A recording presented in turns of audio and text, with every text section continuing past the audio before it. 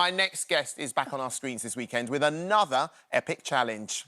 He's already abseiled into an active volcano, rowed across the Atlantic, been held at gunpoint and escaped an angry rhino.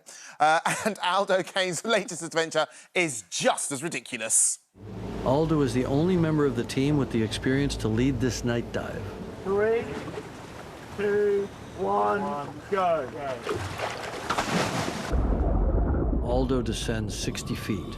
That's amazing. Look at all the fish coming in below us now.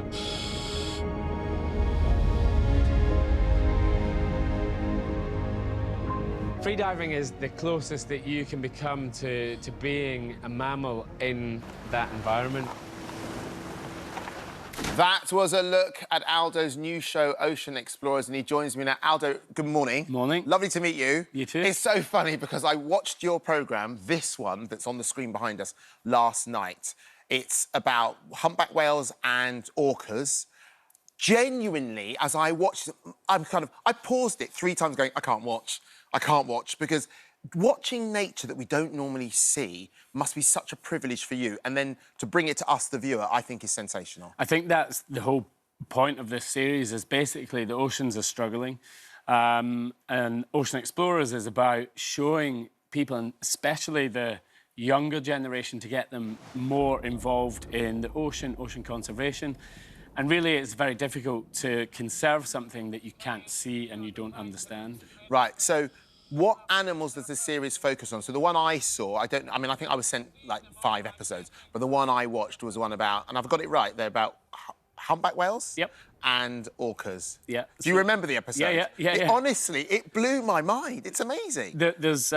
We cover lots of different, we went all the way up from the Bahamas to Dominican Republic, Azores, Svalbard.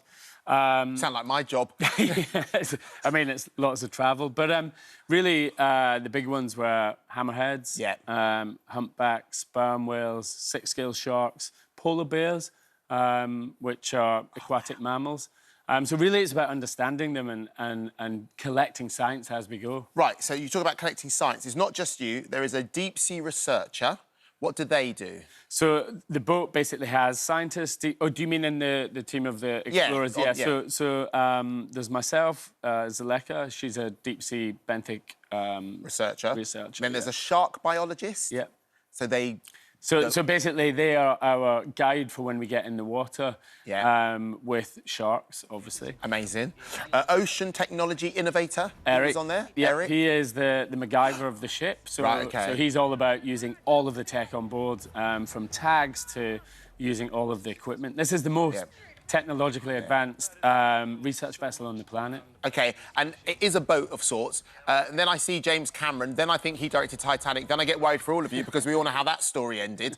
But James Cameron's involved as well. That's right, he's in some parts directing us, but as a producer as well. This is his big ocean conservation passion project. And really, it sort of comes down to how can you best tell the story of the ocean. So you've got this vessel, submersibles on it, helicopters, and then you've got James Cameron directing. It looks like a movie. I would say parts of it look like a movie. It really does. And you yourself, I mean, you're really brave. When I watch you, firstly, you didn't use the scuba diving equipment. You just jump in the water and hold your breath. And then that was with the orcas, and they're just swimming around you. Are you fearless? Not at all. Before you get in the water with any animal, it's all very much based on the behaviour, also the scientists that you're working with who know them very, very well. And then it's all planning.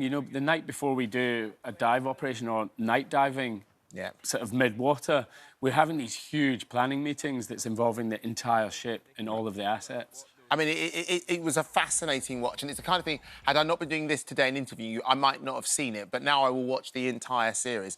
It must be difficult because you must spend a lot of time away from your family, doing crazy stuff that you met your wife on a volcano. That's right, yeah. Tell me about that. We'd been filming in Ecuador on an active volcano, and I was running all of the safety for it, for a big crew, maybe 50 people. And she was one of the producers on that job. But I then left and rode across the Atlantic, and we didn't actually hook up for another sort of 6 or 8 months. But yeah, I mean, she gets it, right? Best chat-up line, I've just rode across the Atlantic. Would you like to go on a date with me? And your son, again, talking about doing your job. And I assume the thing is, you know, you can't change the way the animals or events in nature happen, so you have to be there when they're going to happen. That meant you had to watch your son be born on WhatsApp. I did. Is that true? He's Atlas. He's watching right now. But we knew, obviously, we were pregnant before I went on the mission. Yeah. And because we were filming during COVID and I couldn't get back off the ship, so I was diving, actually, with the humpback whales in the morning, came up, had lunch, went to the science lab on the ship and phoned my wife and watched Atlas being born on WhatsApp, which was a wild day. You know, just the diving alone, the free diving alone was wild, but to then watch Atlas being born. Oh, my goodness. Amazing. Have you got any other crazy adventures that you want to do next? I haven't actually got any time or given it any thought. So I think what I'll do is I finish the project I'm on at the minute in mid-October. Yeah. And then I spend some time with the family before I get kicked out. Well, look, Aldo, really lovely to meet you. And the series is absolutely brilliant. I've seen one episode. Don't forget, Ocean Explorers is on Disney Plus from Monday and on National Geographic from next Sunday.